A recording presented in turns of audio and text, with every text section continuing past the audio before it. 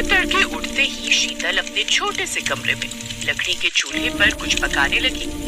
धुएं से उसकी आंखें लाल हो रही थी, पर फिर भी होठों पर मुस्कान थी। लेकिन चूल्हा जलाने से घर में धुआं धुआं हो जाता है। उसी कमरे में सो रही उसकी बेटी सुकन्या बोली, अरे माँ, इतनी सुबह सुबह क्या कर रही हो? सारे घर में धुआं धुआं हो गया है, नींद भी खराब हो गई है। दाल फ्राई बना रही हूँ, देखते हैं आज से हमारी किस्मत बदलती है या नहीं। कुछ साल पहले तक शीतल देवी के घर भी चूल्हा किसी और की मेहनत से चलता था। उसका पति मनोज रेलवे में मामूली नौकरी करता था, लेकिन ईमानदारी में पहाड़ जैसा मजबूत था। लेकिन एक दिन रेलवे पुल पर हादसा हुआ और शीतल की दुनिया उजड़ गई। सरकारी मदद कुछ महीने तक चली, फिर खत्म। अब रोटी का सवाल रोज सामने था। उसने लोगों के घरों में बर्तन मांजे, कपड़े धोए, लेकिन कहीं पर भी उसे न तो इज्जत मिली और न ही पेट भरने लायक पैसा। एक दिन जब सुकन्या की तबीयत खराब हुई तो उसके काफी पैसे लग गए जो उसने बचा कर रखे हुए थे। लोगों के यहाँ खाना बनाती हूँ, लेकिन उसमें भी कुछ खास बचत नहीं होती, इसलिए अब खुद का ही कोई काम करूं। लेकिन क्या करूं वो समझ में नहीं आ रहा। माँ, तुम जब दूसरों के घर का खाना बना सकती हो तो खुद के लिए क्यों नहीं? क्या मतलब बिटिया? मतलब लोगों को अपने हाथ का खाना बनाकर खिलाओ। वैसे भी आप दाल फ्राई कितनी अच्छी बनाती हो। ये बात सुनकर शीतल हैरान रह गई, लेकिन फिर ठेला खरीदने के पैसे कहाँ से आते? शीतल देवी को कोई उपाय नहीं सूझा। उसने सोने की नाक की लौंग गिरवी रखी और 3,000 में एक जर्जर ठेला लिया। ठेले को देख उसके आस पड़ोस के लोग उसका मजाक उड़ाने लगे। अरे शीतल, अब ठेला चलाओगी? आज तक कभी चलाया भी है? हालत तो देख जरा इसकी। भूख कुछ नहीं देखती और मेहनत शर्म नहीं मांगती। इधर उधर सबके सामने हाथ फैलाने से तो अच्छा है ना कि मैं अपना काम करूं, 2 रोटी चैन की मिल जाए, बस और क्या चाहिए। इसके बाद उसने पहली बार अपने हाथों की मशहूर दाल फ्राई बनाई। न महंगे मसाले, न बटर की मोटी परत, बस प्याज, टमाटर, देसी घी का तड़का। वो ठेला लेकर काम पर निकल पड़ी। ऐसी सुबह से शाम हो गई, कोई ग्राहक नहीं। हे भगवान, अगर आज कोई मेरी दाल खा ले तो मैं समझूंगी तूने साथ नहीं छोड़ा।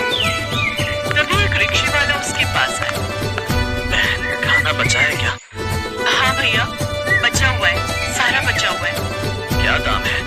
25 रुपए की प्लेट है भैया। ठीक है, लगा दो।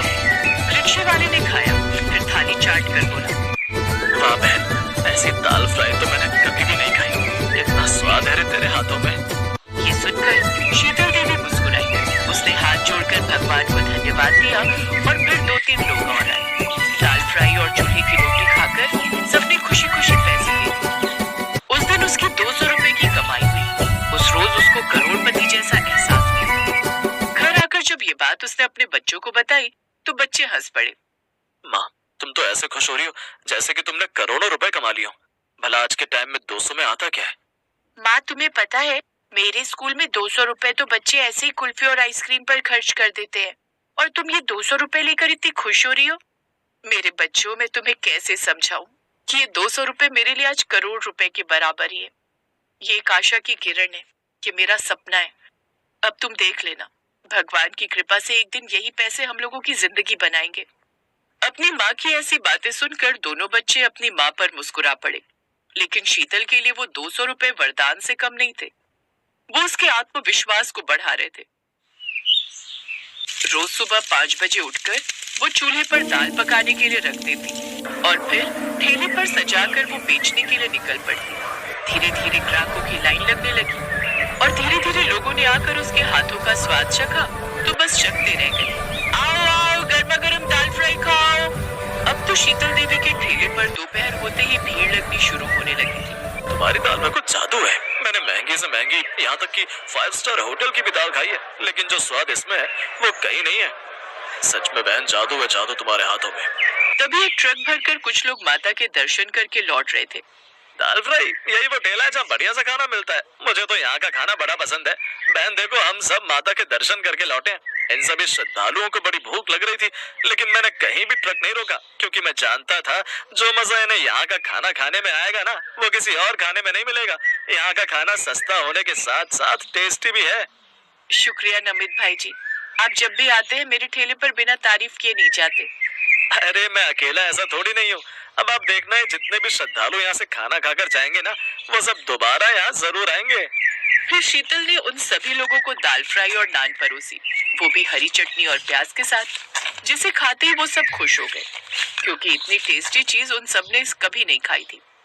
सबने उसकी खूब तारीफ की और उस रोज उसकी और भी अच्छी कमाई हुई और दिन पर दिन उसकी तरक्की होती गई। माँ, आज समझ आया कि जब हम उस दिन तुझ पर हंस रहे थे, फिर भी तू इतनी खुश क्यों थी। तुम्हारी मेहनत के कारण ही हम दोनों पढ़ पा रहे हैं। अब शीतल देवी ने देर रात को भी काम करना शुरू कर दिया ताकि बेहतर कमाई हो सके। एक रोज, माँ तुम आराम कर लो ना, पूरा दिन कितना काम करती हो। नहीं, यही मेरी कमाने की उम्र है बच्चों, अगर अब मैं घर पर बैठ गई तो क्या ही काम करूंगी। फिर एक शाम तेज बारिश में भी शीतल ठेला लेकर निकली। सड़क पर पानी भर गया, लोग घरों में छिपे थे। उसी वक्त एक कॉलेज की लड़की आई। आंटी, आप इस हालत में भी काम कर रही हैं? बिटिया, बारिश भूख नहीं रोकती और पेट शर्म नहीं जानता। बता अब क्या दूं तुझे खाने को?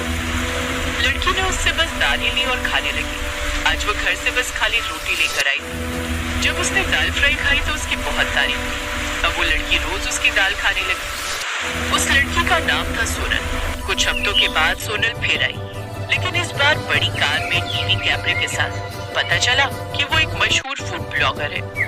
आंटी, मैं आपकी कहानी पूरे देश को दिखाना चाहती हूँ, लोगों को पता तो चले कि असली स्वाद कहाँ जन्म लेता है। उसकी बात सुनकर शीतल हंसी। शायद मेरी दाल किसी और भूखे के पेट तक पहुँच जाए। वीडियो वायरल हुआ।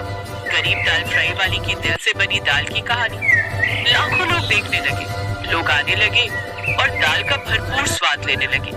धीरे धीरे बहुत सारे पैसे आने लगे। अब दोनों बच्चों की आंखों में अपनी माँ के लिए आज बहुत इज्जत थी। वो भी अपनी माँ का हाथ बटाने लगे।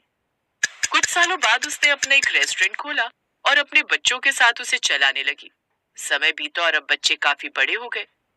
फिर एक रोज जब धूप सुनहरी थी और हवा में सर्दी की मिठास थी, सुकन्या ने देखा कि उनकी माँ मिट्टी के चूल्हे के पास बैठी है पर आंखें बंद है। चूल्हे पर दाल पक रही थी और माँ जैसे आंखें बंद करके भी मुस्कुरा रही थी।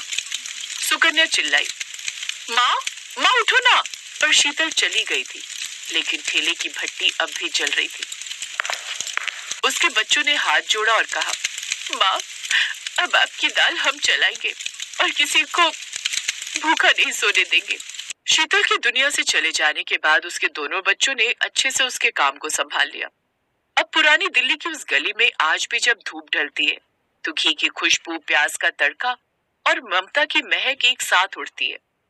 उस रेस्टोरेंट में आने वाले लोग कहते हैं, अरे यही वो गली है जहाँ से दाल मखनी ने इज्जत की महक पाई है।